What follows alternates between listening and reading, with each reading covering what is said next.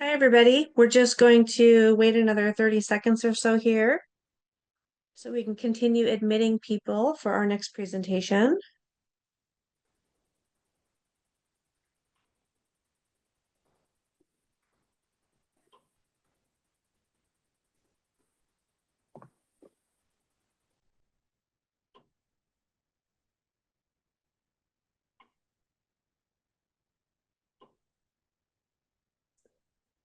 All right, I think we're set to go. So we have Barbara Moore with Equine Collaborative International for our last presentation today, Friday. And Barbara, I consider her a good friend of mine, and I'm very excited that she agreed to do a presentation for us today about Wild Horse Annie and what Wild Horse Annie taught us. A little bit about Barbara, for those of you who don't know. She is a founding member of Equine Collaborative International, a 501(c)(3) nonprofit organization, and she currently serves as vice president of the board of directors. The stated mission of ECI is to empower the equine community through cooperation and education. Turning to the Zoom platform, using the quarterly publication groundwork, and the frequent members and friends update emails help keep ECI on track for education. Diverse individuals and groups brought together for meaningful, thoughtful conversation promote cooperation. Crossing borders, oceans, and the equator, ECI is working to create a global community of equine conscious people with the shared purpose of protecting and preserving the animals to whom we owe so much. And I want to thank Barbara personally because, every time we do a conference or this summit, she's always the first one to say, will you come on and speak a few words about what you guys are doing so that we can get the word out there? And she's always more than happy to share our action items that Chris and I put out. So thank you, Barbara, for doing that. And I'm going to go ahead and let you start. Thank you for all those kind words, Heather. And while I'm on the thank you subject, before I dive into talking about Wild Horse Annie, who is one of my absolute heroes, I want to thank Heather and Jen and Chris for putting this summit together and for inviting me to represent ECI and participate. I'm truly honored to be here. And I know from experience exactly how much hard work went into this, but I also have watched what has been scheduled from January through May of this year, and it is an absolutely clear indication of tremendous growth in wild horse advocacy. Can we have the next picture?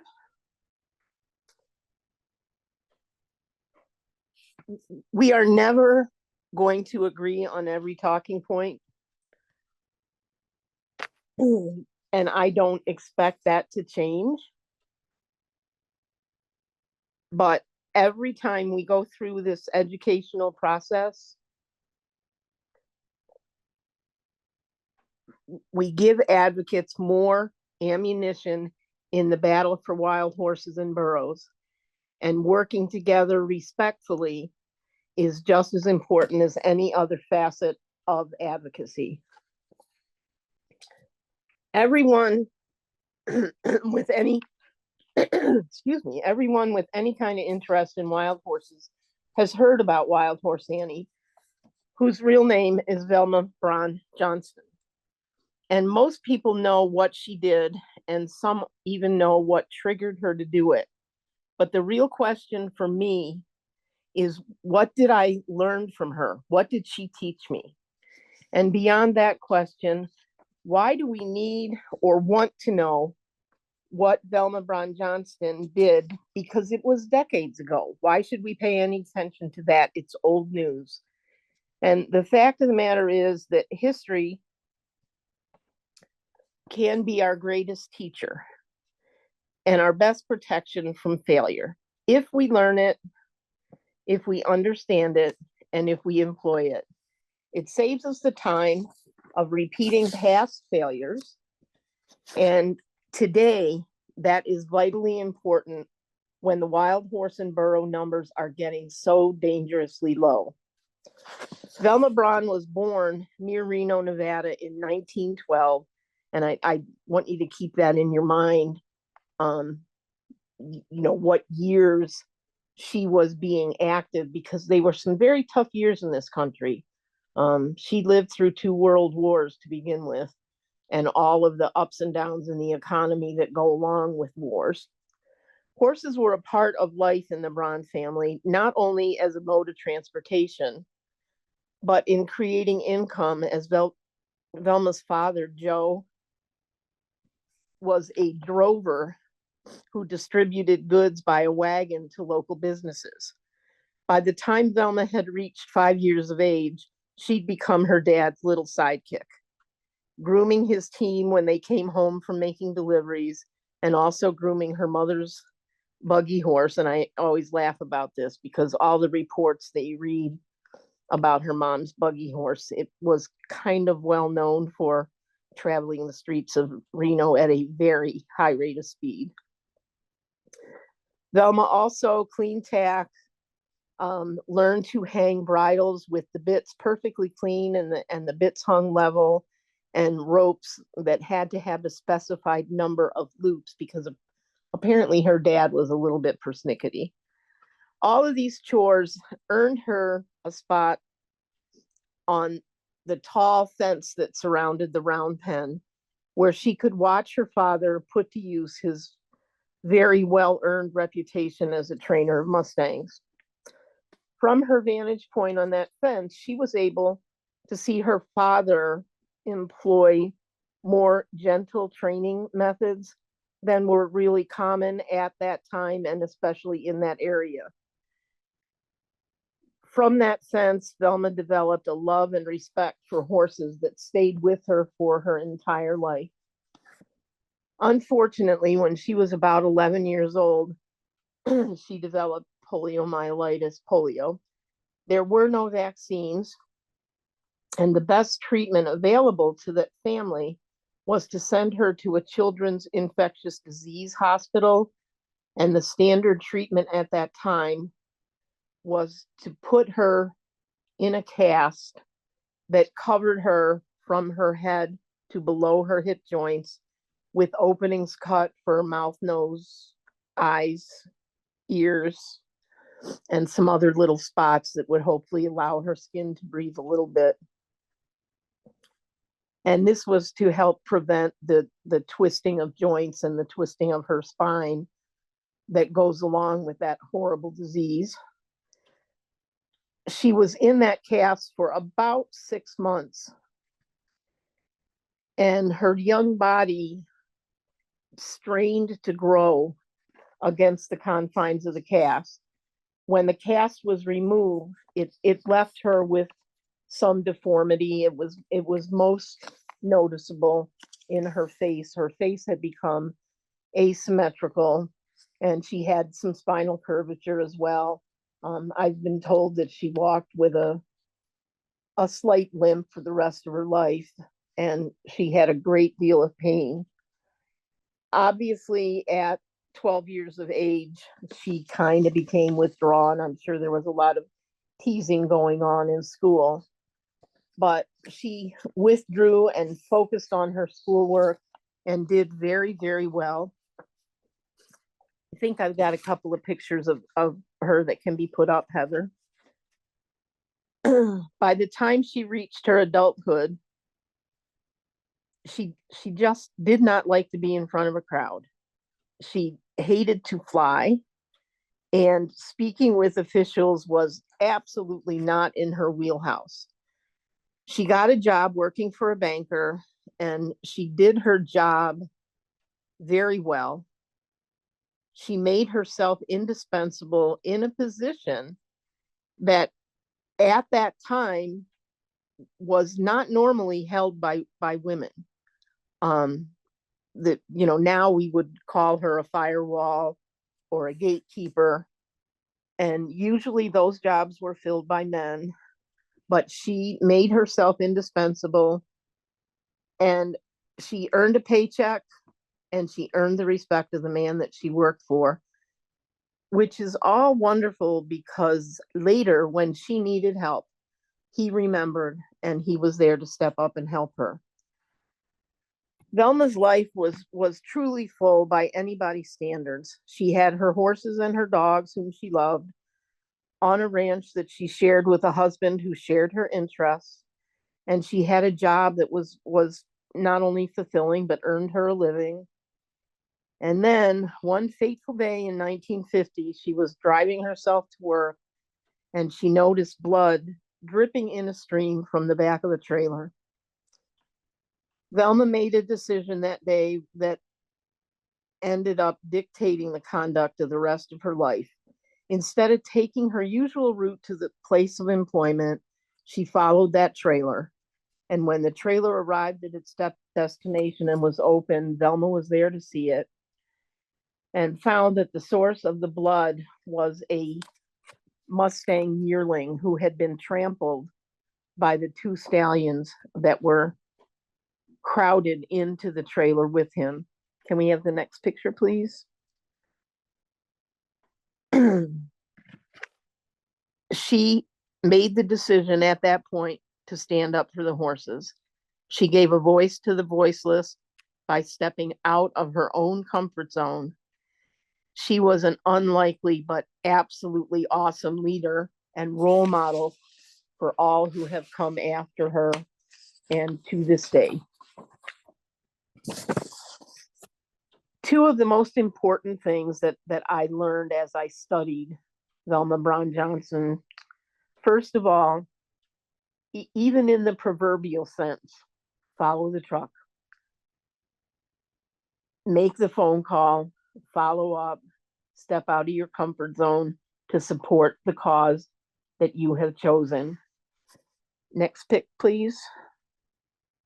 Be a leader, even when you do not think of yourself as a leader.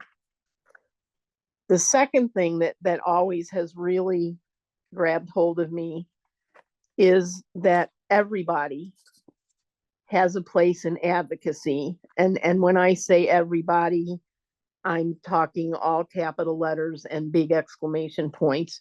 There is nobody that cannot advocate.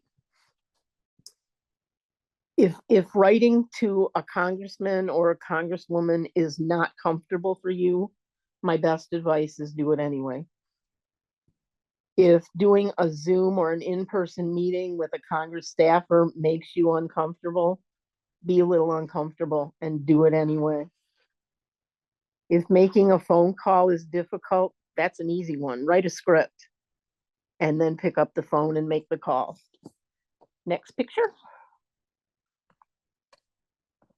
If all of these things continue to be intimidating to you, find a way to step up and reach that level. And if you take baby steps, you can still make the journey. Don't forget about your local government. Start with maybe a town councilman. Figure out the steps up from there. Assembly, state senate, governors. Talk to whomever you can talk to. And remember, you probably are going to be talking to staff members who way too many times will be totally ignorant of your subject matter. So my tactic is to find something that will get their attention and make them engage. And once they engage, it'll be a lot easier to get them on board. Next slide. My own town councilman was absolutely outraged when I told him what was happening with the wild horses in this country. He introduced me to the local chief of staff for my Congress member. That chief of staff introduced me to the chief of staff in Washington. And I hit him with a pitch, the moment I got on the phone with him, I hit him with the idea that the horses belong to you. And he said, what do you mean? And I said, you own wild horses. And his reply to me, I'll never forget it. He said, Barbara, we don't have wild horses in New York, do we? So I backed up a step and went through the whole routine with him. No, we don't have wild horses in New York. However, I'm a citizen of this town. I'm a citizen of this county. I'm a citizen of this state. And I'm a citizen of the United States. Are you? And he said, yes. And I said, then we're in it together. You and I both own the horses. We own the public land. And I said, give me your email address. I have something to send you. And it will show up in the next picture, I believe. I have a one-page document that is all about birthright ownership. It's got pretty pictures on it. It gets their attention. And it becomes the equivalent of making two contacts. I went into this call prepared to send that to him.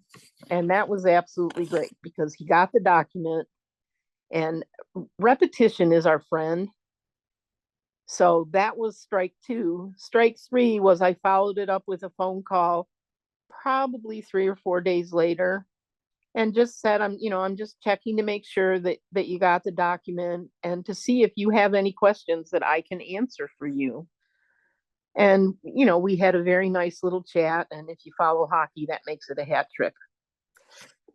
The other thing that I have been really, really impressed with about Velma Johnston, who we all know as Wild Horse Annie, is keep your sense of humor. And if you don't have a sense of humor, you need to develop one because you're going to need it. Personal example, I was doing an interview for Groundwork with someone who knows me, knows what I do, knows about ECI. And he said to me that if you do not live where there are wild horses, you cannot be an advocate. If you can't touch it, you can't fix it. And knowing this person as well as I do, I was a little taken aback. I was absolutely dumbfounded. And I believe the brilliant word that came out of my mouth was a very loud, huh? And he didn't realize I was questioning the comment. He thought I hadn't heard him. So unfortunately, he repeated it. I didn't laugh. But I let that be a lesson. It was an absolutely fantastic reminder that though I know we all have our place in advocacy, there are other people with very, very different views about what makes an advocate. Next picture. ECI has kept me busy setting up webinars, doing articles and interviews. But I take each one of those tasks as an opportunity to put a new acquaintance in my life. I've been lucky. A lot of these folks have become good acquaintances. Many of them I call a friend. And some of them have really, really easily identified unique talents. I've met people that write songs about wild horses, artists, photographers who are artists in my opinion anyway. Really, really wide range of things that you can look at, put your finger on. But I've also met a lot of others whose talents are pretty well hidden. They keep them under the rug. But again, I go back to that everybody word. Everybody has some kind of talent that can be applied to advocacy. Sometimes you just have to wait for it to show up. Next one. Remember words of wisdom that have come sometimes a long time before us, sometimes more recently, and let them inspire you, let them guide you. Cliches are cliches for a reason, and it's because they work. Edmund Burke, from an earlier picture, reminds us to not stand by and do nothing. But who better than John Lewis to give us a more modern heads up? Justice for these horses and burros is not an easy goal. But if that is what you want, you have to keep your eye on the goal. Next one. Sylvester reminds us to keep our sense of humor. Velma got her Wild Horse Annie title in the process of being mocked. Somebody was absolutely picking on her, thought they were insulting her, and instead of being hurt and walking away, she made it work. And she made it work for herself, and she made it work for her program. And she was completely successful playing it off of somebody else's really bad joke. The next picture, allow yourself to be a leader or to be led. Encourage rather than discourage. And if you have a disagreement that needs to be settled, do it privately so that the opposition cannot use our differences against us. And, if you think that they're not looking and not paying attention, I promise you, you're wrong. There's always an appropriate time to be quiet. In the next picture, my favorite pause when I'm talking to people is when I get to, take a big breath or take a long drink of water after somebody makes a statement that is just ridiculously false and unverified and more than likely really annoying. My temporary silence allows the speaker time to let their own false words rattle around in their head. And once that settles down, then they might be ready for the facts, they might be ready for the science, and they might be ready for the truth.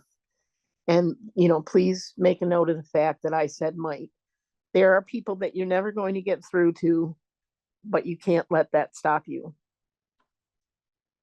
The other time to stay silent, and this is one that I write down and look at every day, but sometimes I don't remember to practice it, is when somebody is just doing their best to incite a riot.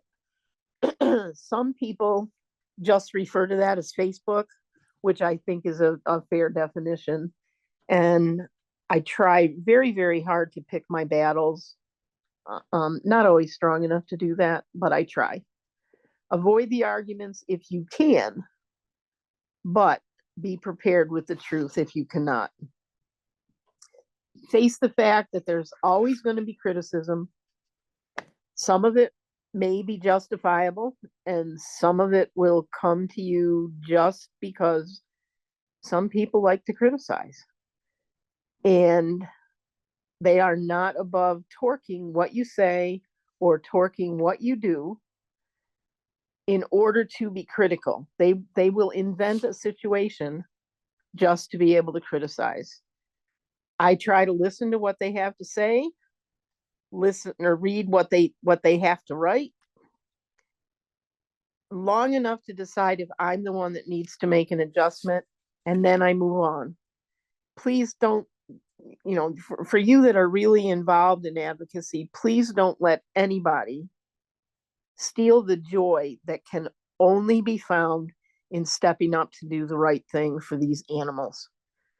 Watch the viciousness that is directed at other people when they are trying to do the right thing. If they are attacked, I will tell you, and again, I'm strictly speaking from my own experience. If it is going to mean a great deal to that person to have been attacked, if they are going to be bothered by it, call them, send them a text, shoot them an email, and all you have to say is, I'm checking in to let you know that I value and I support what you do, and I want you to know how much I appreciate you. Really, really little sentences with really, really big meanings will keep us all together. in this battle that we have. Next picture. So all of these things I've learned in one way or another from the example that Wild Horse Annie set for us. Do I truly believe the problem is solvable? And further, do I believe the horses that are the very symbol of what this country is supposed to stand for should continue to be free and wild on the public land that you and I own? Yes, big loud yes. I believe they should be wild and free, and I believe it is solvable, but it is only solvable if we coordinate,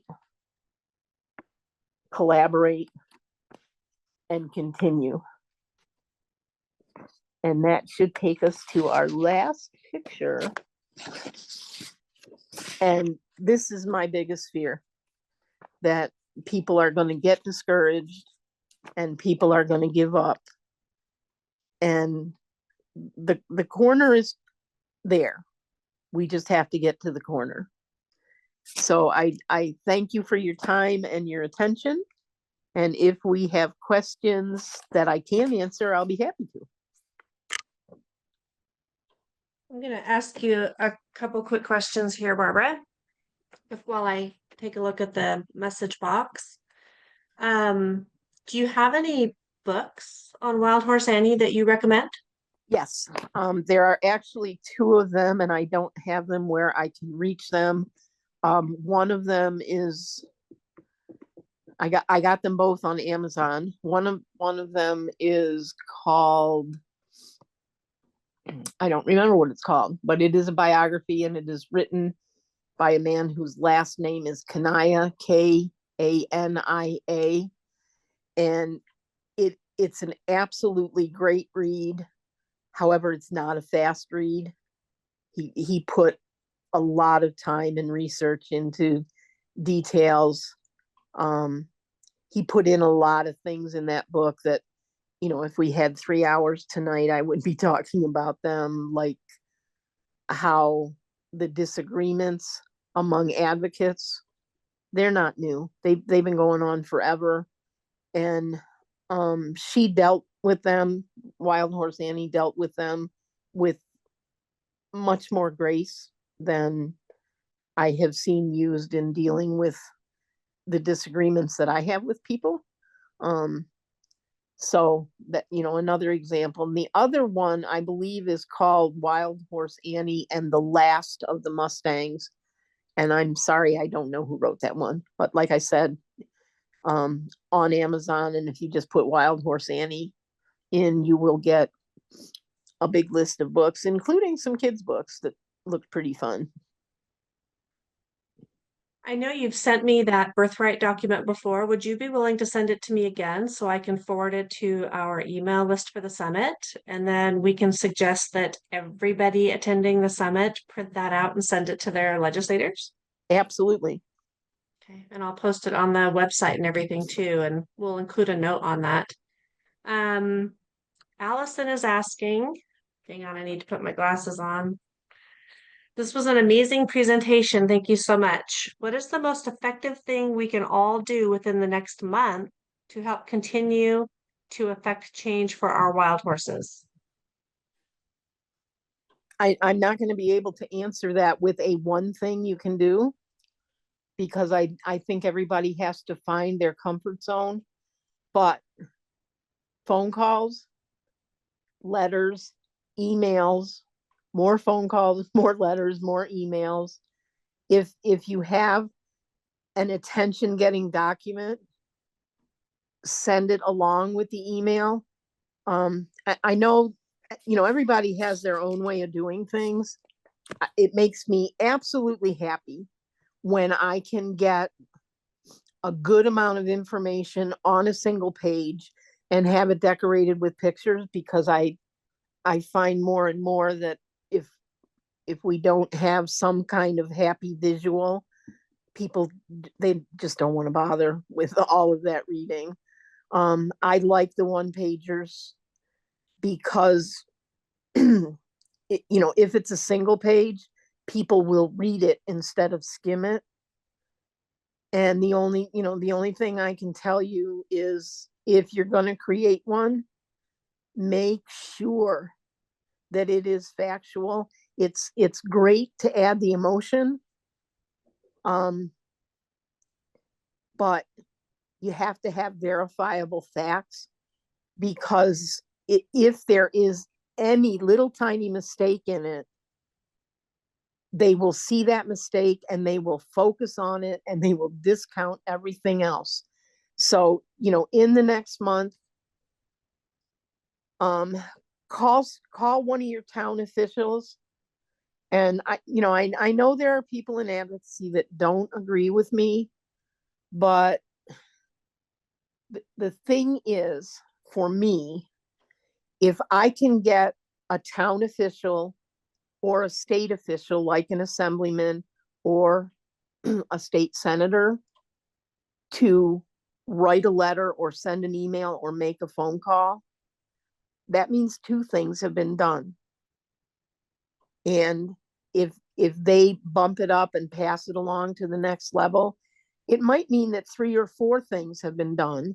And I know everybody's not as lucky as I am. I have a state senator who is so great.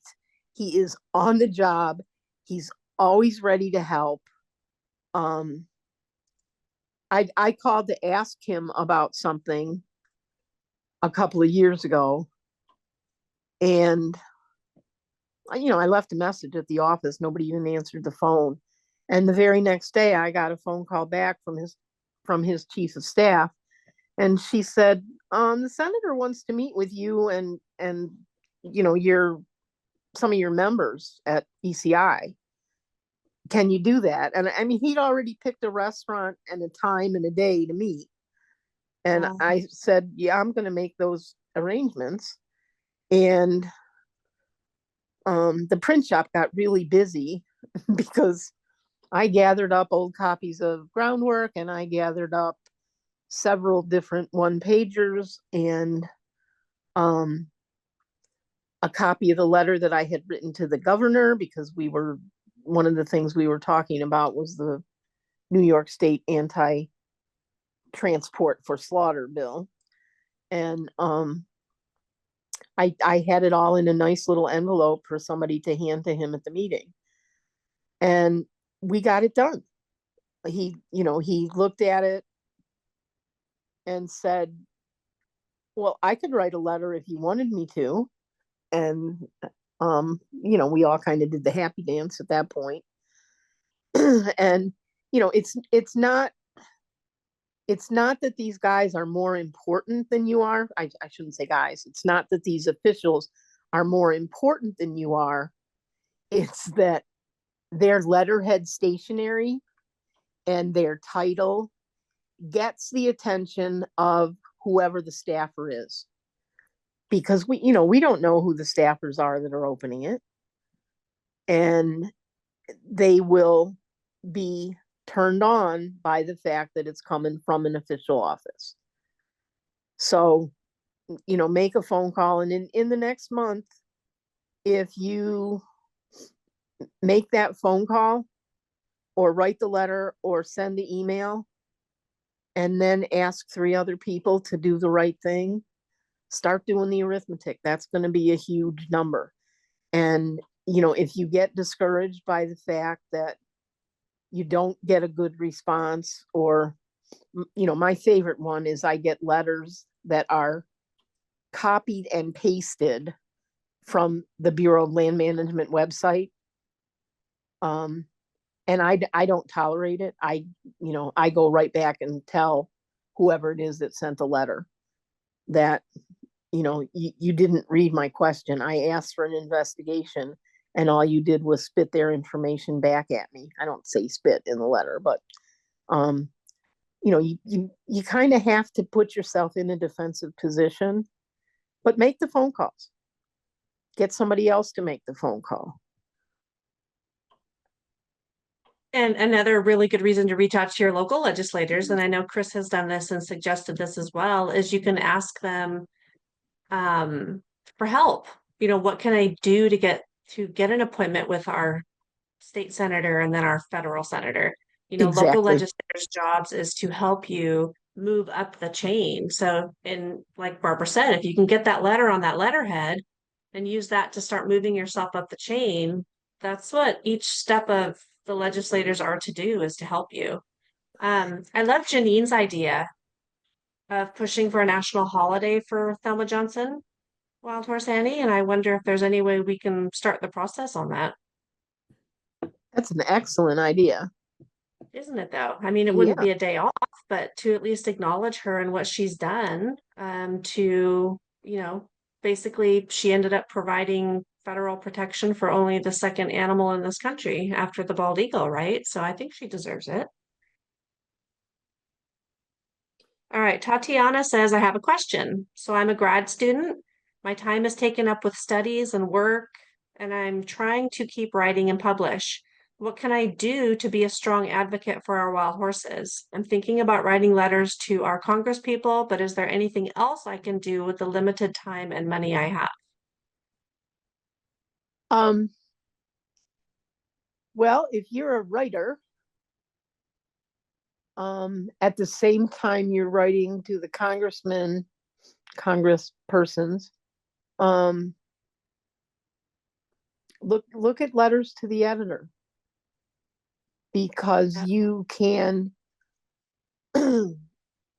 adjust them, um, to a word. There's always a word count limit on letters to the editor, but you can use the same one and change the address and get them out in several different locations, so you're making your one effort count a few more times. um any publication that will accept, I've been doing press releases, and they're kind of sticky because they, you're not supposed to have an opinion. Well, that like totally goes against the grain for me, because I've got more opinions than the average bear. But if you cite the references and put things in quotes, you kind of get away with it. um they're a good idea. Make contact with, um what's the news surface, your AP reporter, because apparently there is one like almost everywhere, and they may be willing, with all the online newspapers that are around today. um Again, you're multiplying. You can submit to several different papers in several different locations. Barbara, And can I say something? And sure. that's something that I found out. In North Dakota, I think we only have one AP reporter, but other states probably have more. Their literal job is to take your state's issue to a national level. And I'm in regular contact with our AP reporter. He doesn't always write a story, but he keeps an eye on what's going on with the horses because he knows it's a good national story. Right. And the press releases, when you go through a press release agency, they're always picked up by AP. So that's an easy outlet where I don't have to do a lot of the steps. But and anybody that's a writer and likes to see their things in print, I think the newspapers are a good idea. There are horse publications that would be happy to see letters to the editor. um I ECI publishes one. I'd be thrilled to get your letter to the editor, or to get your little article that you want to write. um can I put my email address in the chat box, because I don't remember the person's name that you said? Please do. And the And thing about LTEs and so forth too is just make sure you're absolutely 100% factual and have your sources oopsie. saved. Because I did submit an LTE one time, and the editor of the paper did email me back, and he questioned what I had put in there and asked me what my source was. And my reply was blm.gov. So just be prepared for that if you do submit one, to just have your Right. sources available should they request it. There we go.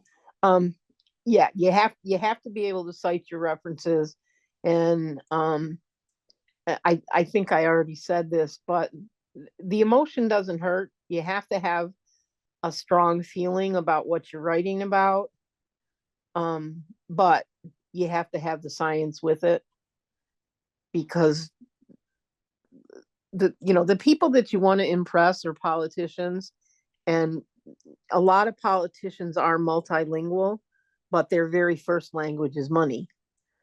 Yeah. So that has to make an impression, and then you can throw in a little bit of the emotion thing. But to just say, oh, the poor pretty horses, it's not going to get it done. A phrase like waste of taxpayer dollars would grab their Yeah, attention, though. yeah. Taxpayer fraud is my favorite. Yeah, that's a good one. I Yeah. have a question from Heather Brown. Barbara, in your experience, how do you answer the ubiquitous comments about horses being invasive or not native to North America? Your comments made me think of this. Is silence the best way in this situation? Heather, a really, really good question. Really glad you brought that up.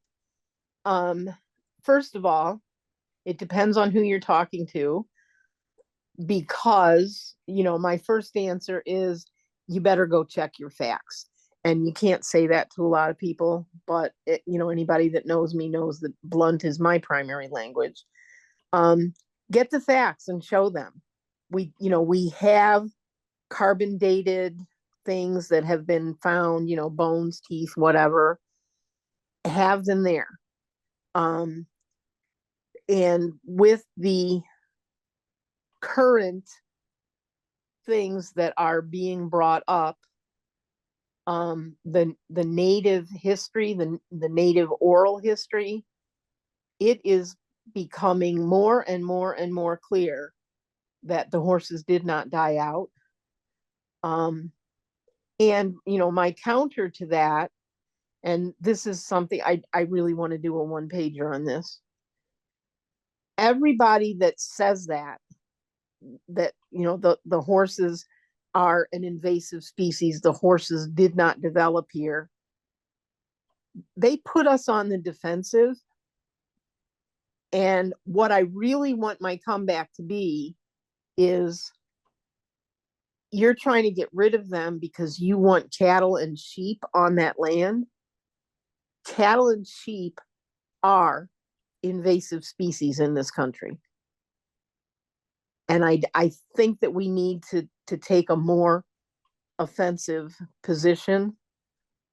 Not offensive, but we need to be more on the offense than on the defense. And maybe that's my next one pager. That the cattle and sheep are not going to thrive here, and they're causing all kinds of damage, and the horses are not causing it. And it's the same problem. We just heard in Australia the same things are happening. We just heard from Vic in Australia, and I've been well acquainted with that situation for a couple of years now. They want to blame the horses, and it doesn't matter how many times you say something. If it's not true, it's still not true. 10 times later, 20 times later, it's still false. And it's up to us to make the true statements and have the documentation to back it up. So maybe Heather Brown will work on that one pager with me. You notice how I always try to get help. Yeah, well, so, one of the things that a lot of people ask is, what is the most effective way to contact our legislators? And there's any number of ways, which many of our presenters have covered so far, right? You can send them an email using the contact screen on their website, which I do all the time with my representative and both of my senators here in Hawaii. They're constantly receiving emails from me via their websites. You can call them and request to speak to somebody, or you can write them a letter. And Wild Horse Annie used children to write letters, correct? She absolutely did, and I've seen photographs of some of those letters, and they're absolutely adorable. paper with uneven edges because it got torn out of a notebook and written with a crayon and decorated with a picture. Other people have employed it in a really admirable copycat procedure, and the things that work should be copied. They should be done over again. Today's communication is so much easier that we've got kids sending emails instead of sending hard copy letters, and that's good, but it doesn't make the impression that it did in the 1950s when Wild Horse 50s and 60s when Wild Horse Annie was doing it. So I think we have to try to be creative.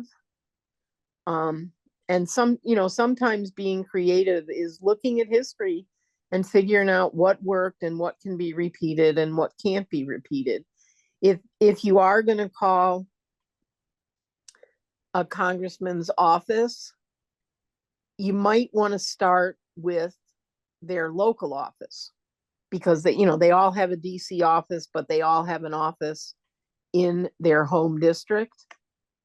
The people in their home district are usually more responsive if you are a constituent. The first thing they're going to ask you is where you live, because they want to be talking to constituents. And the fellow that I talked to in the local office, he not only gave me the contact for the chief of staff in the Washington office, he gave me the phone number to Ag and Markets in my state. There were 3 that he gave me all in the same email. Well, I think one of them was Press Corps. And I laugh about it because I can't decide if he was truly trying to be helpful or if he was just trying to get me off his back. But it worked. And whomever you call, write down when you call them and give it 4 days and call them back. Because if they don't realize that you're not only sincere but persistent, they might not respond.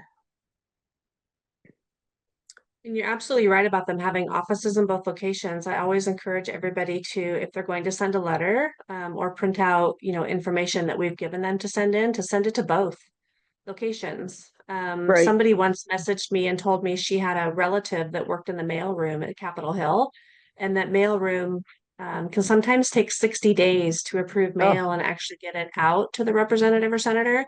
So, sending it to DC is great. You should absolutely do that, but you should definitely send it to the local office instead. They'll get it much faster. There's different aides in both offices, whereas the senator or the representative will fly back and forth from their home state to DC. Their aides typically stay either at the DC office or the local office for the most part, probably with the exception of their chief of staff. So, you're hitting 2 birds with 1 stone, for lack of better wording, if you send that to both of those addresses. And some representatives even have multiple addresses within their state. So, you might want to call and see which one is the main location, or perhaps make 5 copies of that letter and send it to every office. Who knows? It might just get funneled to one office, but more is always better. So if those of you on the call today have a child who's in a Girl Scout group or in a horse riding group, or your daughter or son has a ton of friends, get them all together. Get some. I have on the website, saveourwildhorses.net, I actually have some blank horse drawings that you can print out and the kids can color in. And then they can put their name on it, handwrite something on it, get everybody together, have them color those in, and then send that in to your representative or state senator or your state people. Have them make up postcards. I mean, the very first thing I did when I created Save Our Wild Horses was the Save Our Wild Horses postcard campaign. And it's just one of 3 or 4 that I've done now. The last one in conjunction with Chris at Chasing Horses, Wild Horse Advocates, where we had 800 to 900 people sign up to send in 100 postcards each to the Appropriations Committee. And, if as many people did those postcards as we sent them to, then we had 80,000 postcards go to Oh my word. Washington, D.C. to these appropriations committees. And so if your legislator is receiving 30, 40 letters or postcards or drawings in the mail from kids, follow that up with a phone call to that office and say, you know what, can I bring my kid in to meet with you? And can we talk about wild horses? Use it as a photo op, share that out, share your idea out, get your Right. your mom group together and see if they can get their kids to do the same. Wild Horse Annie taught us something and we need to take advantage of it. Yeah. And the postcards are such a wonderful idea because even better than the one pager, they're short and sweet and they're going to get attention. Yeah. You put a Yeah. picture on one side, you put your verbiage on the other side. They'll take the time to read the 2 or 3 or 4 sentences that you can fit on a postcard. Yeah, Um, absolutely. and the local offices, like the Congress people's local offices, sometimes, not guaranteeing it, but if the congressman is in town or is planning on being in town, they like to engage. I was in East Aurora last week and I met with, and they think that they're using their constituents to pat themselves on the back, but we can play that game too. And shoot, yeah, I'd love to meet with you. And you get to meet with them that way. Yeah, no, exactly. All right, I just have one more quick question from Jeannie Ramirez. Hi, Barbara. I'm Latina and I've told my family about roundups, but how can we get more Latinos involved? Maybe get a high profile Latina involved. How would you suggest she best try to get the word out there to her community? Where is she? Do we know? Jeannie, what state do you live in? Maybe she can throw that in the chat box really quick.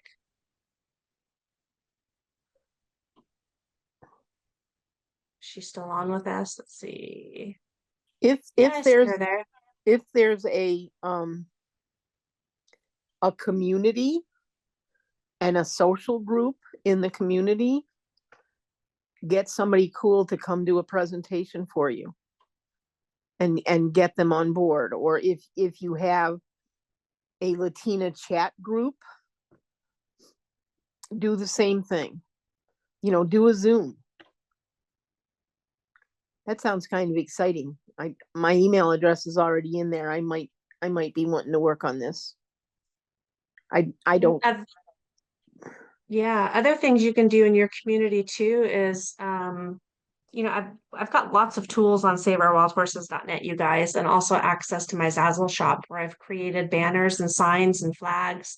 One of the people who I talk to a lot lives in Colorado, Diane. She does tables at expos, horse expos, farmers markets. You guys can hit any of those type of uh, anywhere where they'll let you set up a table outside the library, outside a store for a day, participate in your festival of trees each holiday season.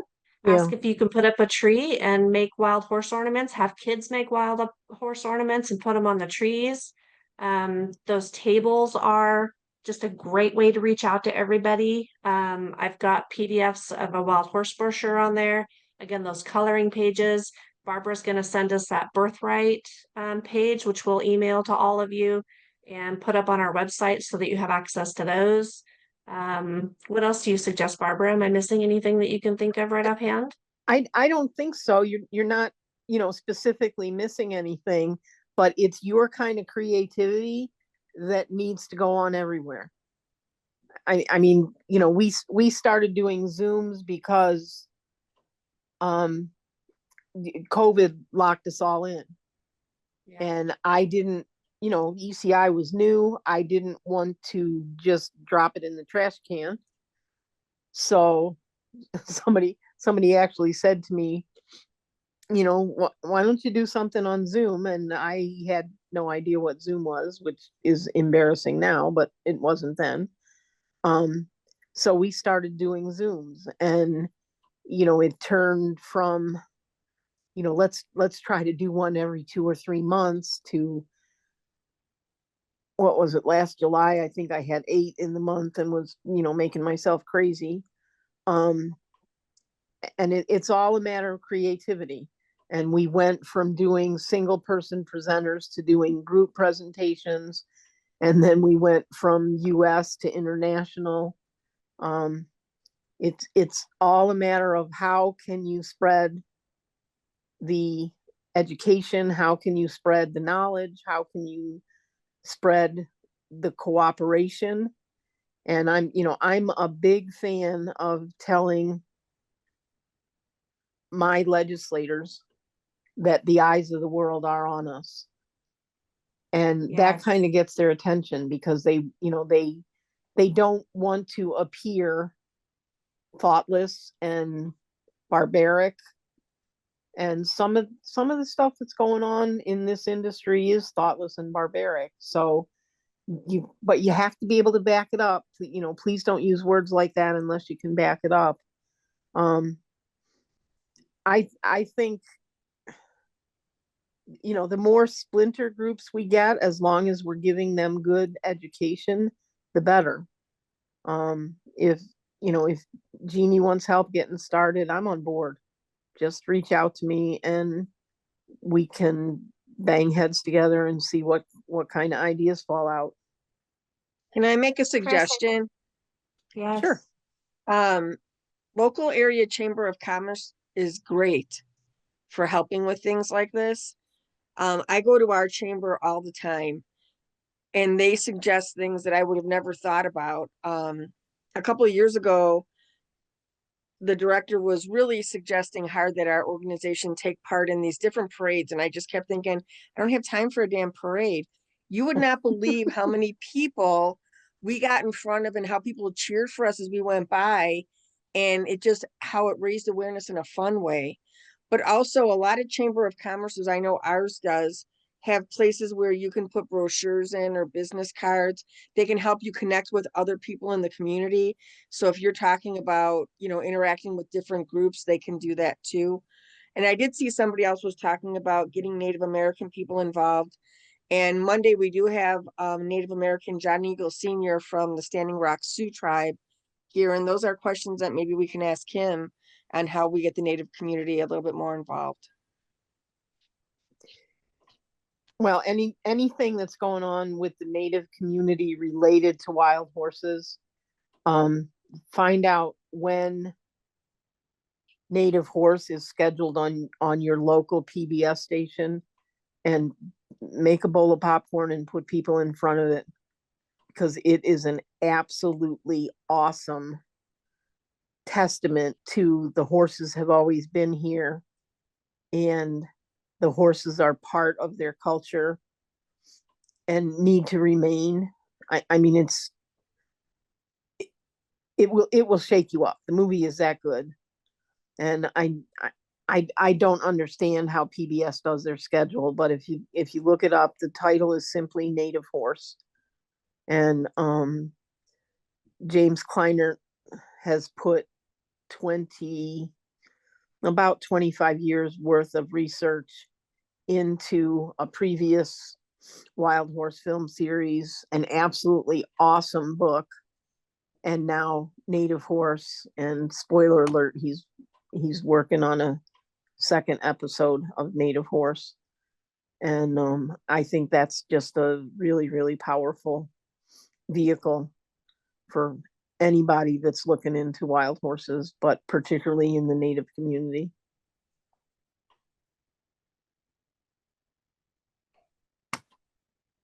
What is the author's name of Native Horse? So that's James Anaquan Kleiner, yes? James Anaquan Kleiner, you want me to put it in the chat box? Yes, please. Alrighty, I'm Just typing. for spelling purposes, that'd be great. Heather All didn't. right, well, I think, and I'll put that, Chris and I will both put that information in our thank you post at the end of today too, you guys. We'll put Barbara's email there. And well, I won't put her email on a public post, but I'll put your website there so people can contact you through the website. Yes. Sure. My email is on there. Native Okay. Horse, current film, and his book. And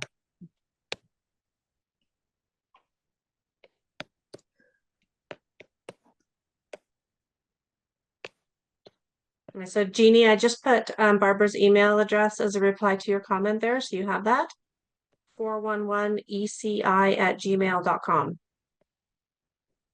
So that way you should be able to connect with Barbara. And Barbara's going to put James' name in the message box. And we otherwise want to thank you today, Barbara, for joining us and telling us all about Wild Horse Annie. I think she should definitely be an inspiration to all of us. Let me see if I can get James' name in there really quick. There. Did I spell that? I think I spelled that correctly, Barbara. I'm putting the whole thing Kalei. in, just typing slowly. So we should all just keep in mind what Wild Horse Annie was able to do in a day when there was no social media, no email, no faxes. You know, she just simply used the mail and the telephone, and spread the word. And look what she got accomplished. It eventually ended up in the creation of the Wild and Free Roaming Horses and Burros Act of 1971, which unfortunately has had many amendments done to it since then. That have taken away some protections from our wild horses, and have allowed helicopters to chase them, et cetera, et cetera. But still, she should be an inspiration to us all. And anytime we're feeling down or we're looking for something to do, call your legislators, start a conversation with them about wild horses, burros, public lands. Chris and I both have a ton of information on our websites about all of those issues. And you can always reach out to us or Barbara if you guys have any questions, or are looking for something in particular to send to your legislators. Thank you, Barbara, for joining us. I greatly appreciate that you accepted our invitation with which to do so. And, you know, it was Well, another great presentation. it was an absolute pleasure, and I truly am honored that you asked, and to be able to talk about this woman who is such an inspiration. And I want to remind all of you that Wild Horse Annie understood the art of the compromise, but she also understood when to dig her heels in. And that's going to be important. There are some areas where we can find some compromises and still protect the horses. There are other areas where if we compromise, we're not protecting them at all. So, think about those things before you go ahead. And Heather and Chris, you've done an absolutely amazing job with this. I'm really excited for what's coming up in the next few days. I've kind of told everybody that I'm going to be busy. So you can We are too. see me on the airwaves. And thank you again. And thank you to everybody that turned out for this tonight. I truly appreciate it. Thank you. And yeah, starting tomorrow morning at 11 a.m. Eastern, you guys, we have 7 more great presentations coming up, starting with Cecile in Germany, the Pixel Nomad. She's going to talk to us about wild horses throughout Europe, and the disappearing herds there, and the efforts that are being taken to save the horses there. So we hope to see you guys all tomorrow. I hope everybody has a lovely afternoon and evening, and thank you so much.